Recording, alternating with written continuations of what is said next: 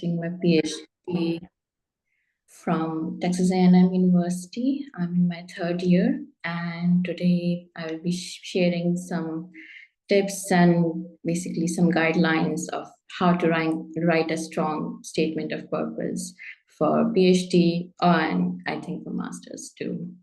Um, and this is the agenda for today. We'll start very basic so that everybody who's at even though we are at different stages in your preparations, everyone can have an idea.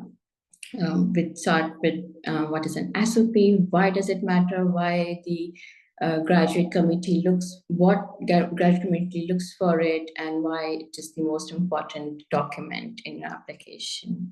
Differences between a CV and an SOPs, the structure and flow, and we will then follow up with some examples.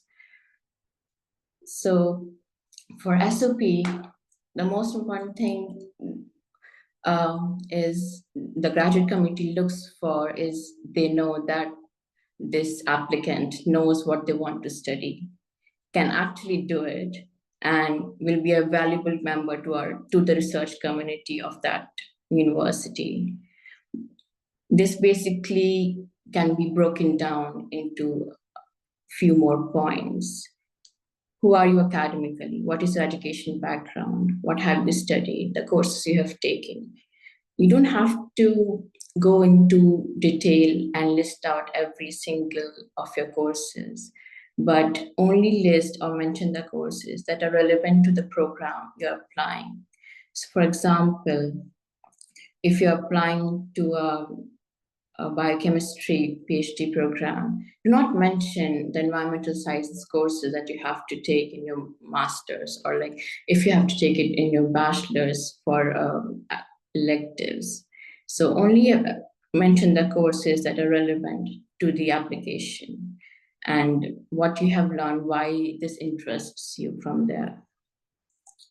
What do you want to research and why? Which are the niche questions in your field that you want to actually pursue? And this needs to be in detailed and very specific. You don't say, oh, I love history or I love geography and I want to study more about it, or say I want to study a particular field within these subjects and I want to know more about this. You have to mention a particular problem that you're interested in and explain why you require this degree of PhD and master to actually fulfill, to actually know the answer to your questions. We will go into more details and further examples of how to answer each of these questions in your SOP. This is just an overview right now. And how have you prepared for this journey that you're about to take on with your master's or PhD?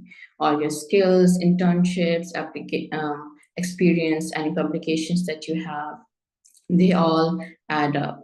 This is something I think you all have some idea to write about, because somewhere along the line, you know what you have done, what you want to do a little bit, and how you have prepared for this research.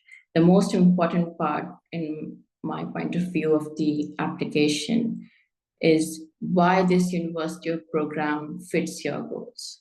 This is the most important section of your SOP that the graduate committee looks for. If this applicant is a good fit for our program, you might have all the relevant education background or the relevant skills and experiences, but if you're not asking the same questions as the people in the research community of that university, they will be like, it's not worth it. Why would we spend time and money on you if you're not asking the similar set of questions as us? So this is very important, and this is where you need to tailor your SOP according to the university that you're applying for. So for this, you need to research the university, you need to go visit the professor's website, read a couple of papers and see what is their niche field, what are the latest questions they are asking in their research papers, and then you have to mention that in your SOP, that this is because these professors in this university are working on this, and I'm interested in this, and that is why this program fits my goals, because we are working or answering the same set of questions. And this is something that is also very important. What will you do after PhD? I know this is, even I don't know what I will do after PhD, but you need to write something, what you will do after gaining this degree, this experience and knowledge, and what you will contribute later on to the research community. You have to, even if your goals change or anything, it's not a problem, but you need to think about it and still write it. Yes, I can do this after using this degree or going through this experience. And the reason this SOP is the most important document is because selection committee first and foremost use it to judge the fit with the program. If this person comes to the program, they will be able to work within the program and make it and contribute to the research of the department or whatever program. You should have the clarity of your goals, what you want to do, why you want to do it, and why does it matter? Research potential or intellectual vision. This basically comes back to your education background, experience, or publication. Communication skills. If you can research and you can develop whatever methods or anything, you're also asking the same set of questions as the people of that program, but you're not able to convey your thoughts or what you have learned or why you're asking this question. You're not able to gel with your colleagues around you. That basically disrupts the environment, right? So if you cannot do that, it's just a downfall or negative for them. So they also use the SOP to judge your communication skills. If this person communicates in a similar level or similar form as us. And I think this is something that we mostly overlook in our Indian background, the lack of soft skills and the communication skills. So don't forget this. I think when you go for the interview after submitting your application, this is where it comes even more important. The communication skills even become more important. So this is something that the selection committees use it to judge. Now, a lot of times we are like, what is the main difference between CV and SOP? You're just writing SOP, it's basically CV in a paragraph form. So that's not true. CV is basically you're listing out your achievements and qualifications.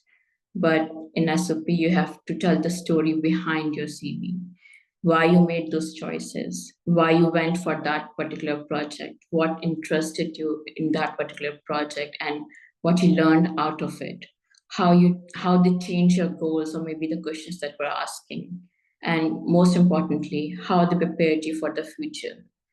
So instead of writing a lot more or like listing out your CV, like I did this, I did this, I did this. You need to tell the committee why you did that, how that particular experience made you question different aspects of the research that you're doing, or maybe change the research question that you were asking at that particular point. And now you're applying for a PhD project. That is the role, that experience of particular course or internship took place. So you have to write the behind the scenes of your CV, and most importantly, how they prepared you for this particular PhD or master's program that you're applying for. So listing your CV is in paragraph form is not the SOP. You have to be really careful about that. Now, just some core. I know I have discussed the core elements, but this is more of a structure form of the strong SOP. How do you start? Introduction. You have to ask a particular question or an academic spark. For example, you went through an internship or some sort of a research project you did in your master's, and you come to realize, oh, this is something really interesting. And that's why to further research it, I need to do a PhD or use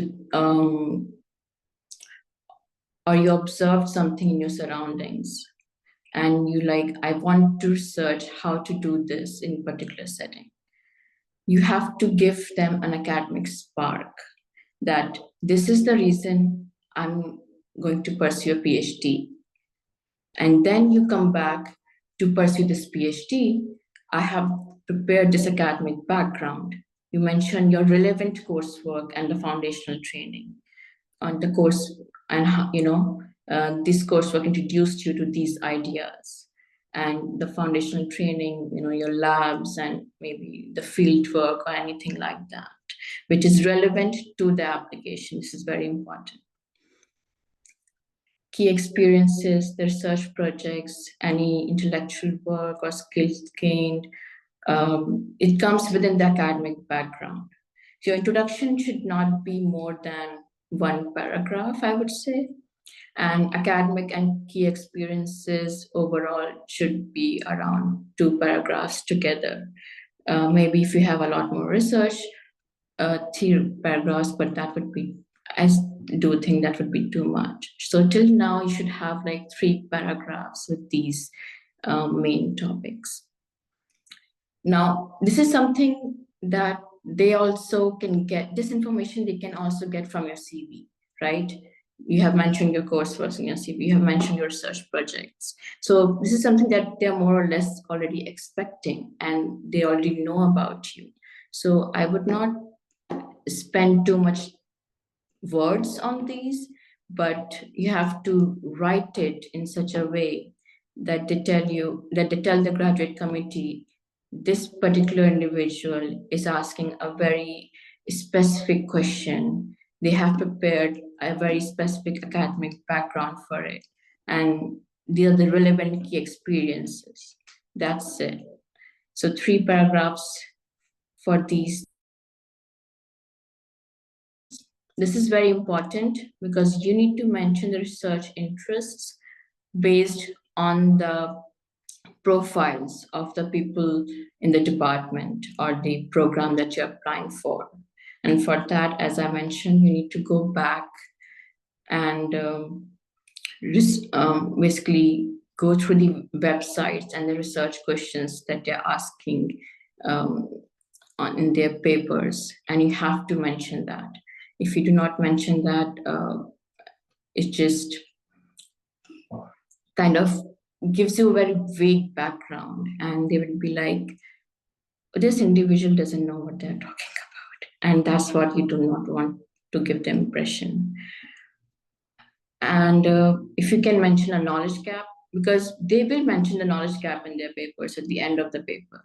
So if you're applying for PhD, I would really encourage you to read the latest paper and the knowledge gap that they have mentioned, and then write it like that, that this professor is working on this, and like them, they're trying to find out how this thing particular works, and I'm very interested in that, answering the similar set of questions. So that is why this program is the best fit for me. So your research interests directly flow into the program fit. And these are the 2 most important things that the committee is looking for. What are your research interests and how you will fit into the program? Because as I mentioned, everybody will have the academic background, everybody will have the key experiences. But if you do not have the similar research interest and you don't fit with the faculty or like the similar research background, it might not be the program for you. And it gives the graduate committee this impression that you have not done your research on this particular university or the program that you're applying for. that you want to be just a grad student. You do not know what furthermore you want to be. And this is something especially they definitely look for in like very high rankings universities. Future goals, this is something which is difficult to write for all of us, I understand. But the way to look for it, for master students, I would say it's easier to look. You go ahead, look at the website and see how that particular, what are the objectives of that particular program and what are the previous students doing now who have graduated. And that's how you can write your future goals from there. And what you don't have to actually mean it, but just write it for now for the SOP.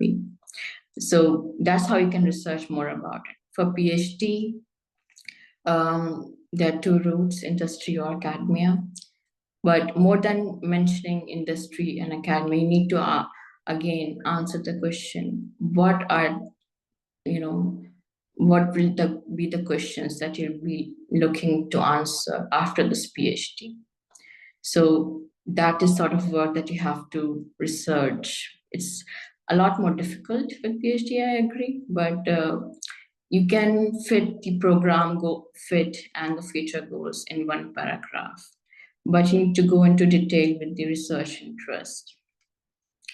And yeah, closing will be within the future goals, and it's just need to appear very confident, and you can bring it back to the introduction, which I mentioned as the academic spark, which is the particular question or project that you want to work on. Looking forward to working on this with this particular university, kind of like that. So one of the most common mistake that I guess all of us, when we write the first draft that we did, start writing autobiography essays in the SOP. Like, since childhood, I have loved this subject, and now I want to learn more about the subject and go on about that. So that is not what SOP is about. It's not giving your biography or like your personal sketch. It's a very academic document. You need to mention only the academic things or the experiences that are relevant for that particular program. And even though I think I also wrote my SOP within this form, but it doesn't work like this anyway. So you can write a few motivational stuff, but do not use your childhood, please. Try to write from your undergrad. If you're like, okay, this particular thing sparked my interest in this in my undergrad, and now I want to focus. I want to, pursue PhD to further learn more about it. That can be something. Or maybe if you want to write from a childhood motivation, you can write, okay, I've saw this particular problem since my childhood, and now I have prepared my academic background like this, in a particular way, that I have to, trying to answer these questions for this particular problem. And now I need to have a PhD to make sure that I actually answer this question. So you need to find a problem for which this particular course, PhD or master's, will help you answer, solve that problem. So you need to show why your past experience matter, how they shaped your future goals. That's all it's about. Focus what you will do in the graduate school and beyond. Don't focus more on the past. So some examples of the introduction. So this is a bad example, I would say. Like, since childhood, I've always fascinated by history. My grandfather has always told me stories and spent hours reading historical novels. And now I just want to continue this lifelong journey by pursuing a PhD in history. You need to be very specific. So, for example, while conducting a digital humanities project on an 18th century newspapers, was struck by how patterns of omission revealed as much as the published stories themselves. So you see the highlighted terms over here, they are like very, they just draw the reader in. I was struck by how the patterns of omission revealed themselves.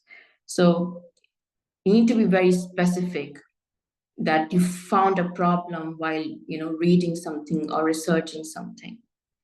And this experience further shaped my current research interest.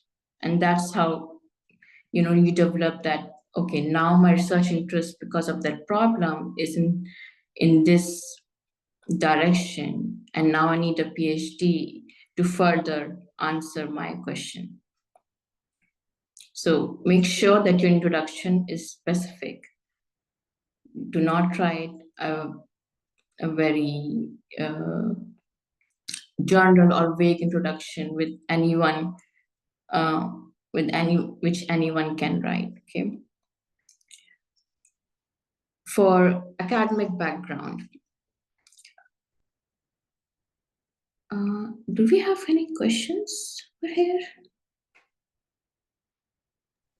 We'll address them towards the end of the discussion. Yeah, that's fine. Yeah, I don't have too many slides left, so it should be fine. So for academic background and experiences. So for example, here we have, in school, I enjoyed my history classes and I fascinated by it. And then I did my BA in history, where I took many interesting courses and learned more about it. And then you mentioned internship, where I spent my time cataloging newspapers and stuff. But these are very vague terms that, okay, I did this, and I learned and I enjoyed doing that. So now I'm applying for a PhD. So do not try to do that. Another way you can write this particular academic background is this.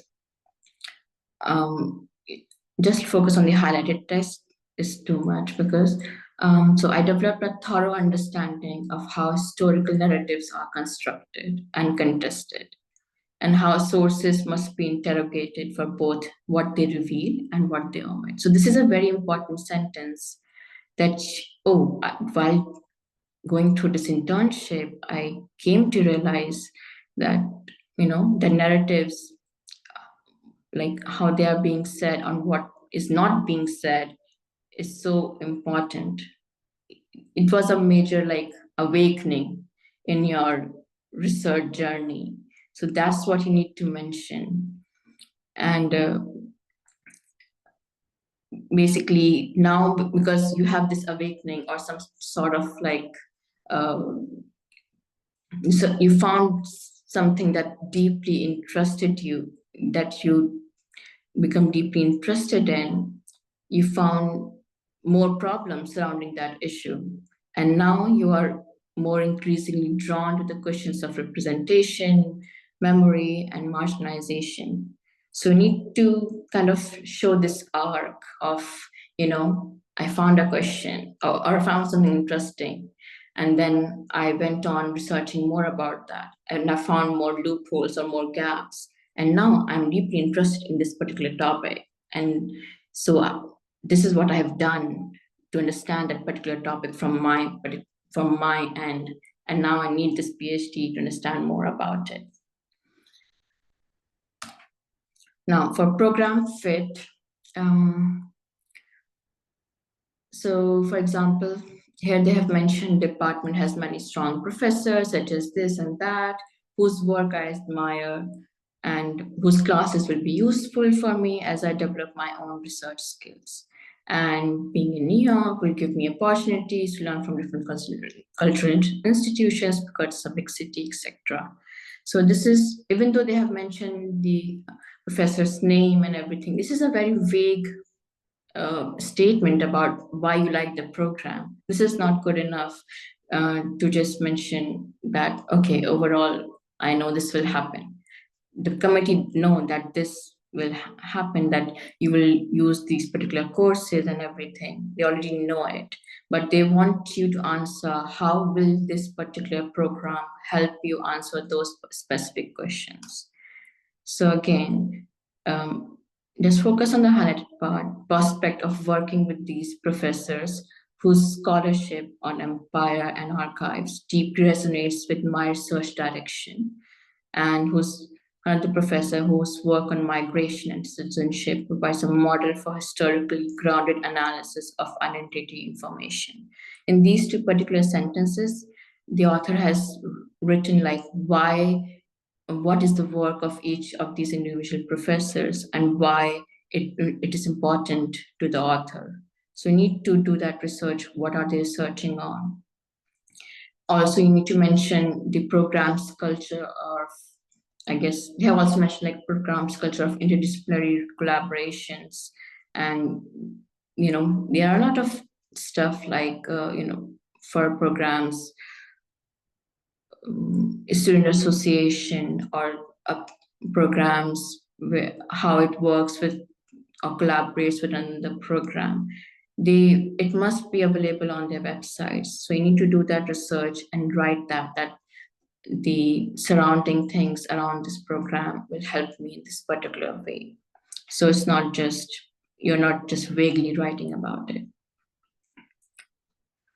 For future goals and closing statements.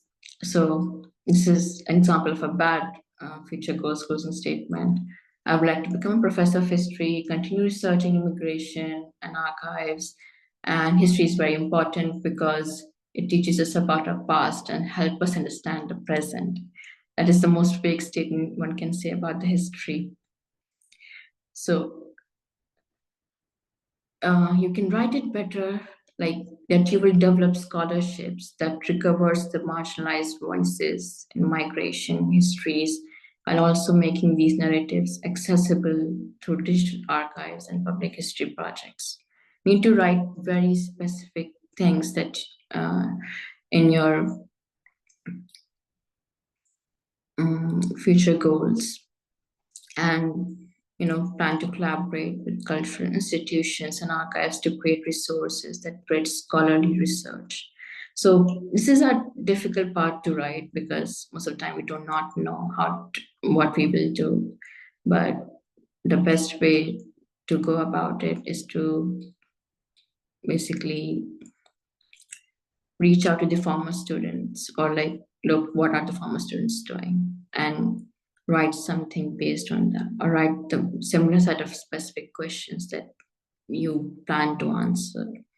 It's something not as important, but it should be specific enough. Don't make it very vague. This is something kind of a template, like the story that you want to show in your SOP. You need to first introduce your hero or like main character. That's you. A conflict that starts your journey, moment in time when you realize, oh, I need a graduate degree to achieve my goals. You need to mention your mentor, which is your graduate program or your PI, or like this supervisors that you're interested in working with. And then you need to mention the problem that you want to learn to solve. And you end it by, oh, this university will help me obtain this knowledge, and that is my ultimate goal. So this is how you want to tell your SOP story. This is all very basic, and just a few important points. Do not use very emotional or superfluous language. So try to make it easy on the reader. Try to use very clear language. Don't make it very emotional that this is all you want to do all your life, etc.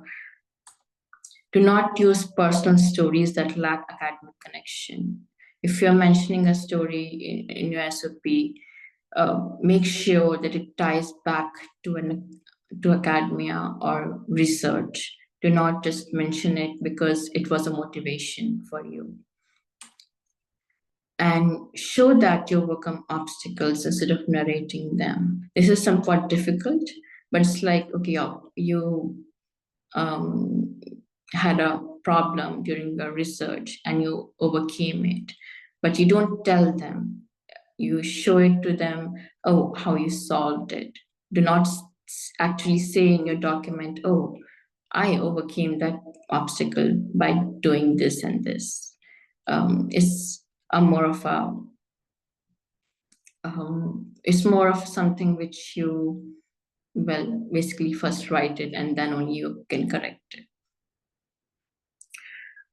Pay attention to the transitions between the paragraph. So even though that these are all topics that can appear segmented, they should flow into each other. So use good transition words between the paragraphs, and they should tell a story eventually. They should not appear individual paragraphs that you have written for each of the individual questions that you need to answer in the SOP. And again, mention unique features of the program that you're applying for. And the overall document should give the impression of clarity. So that's it from my side. Nothing to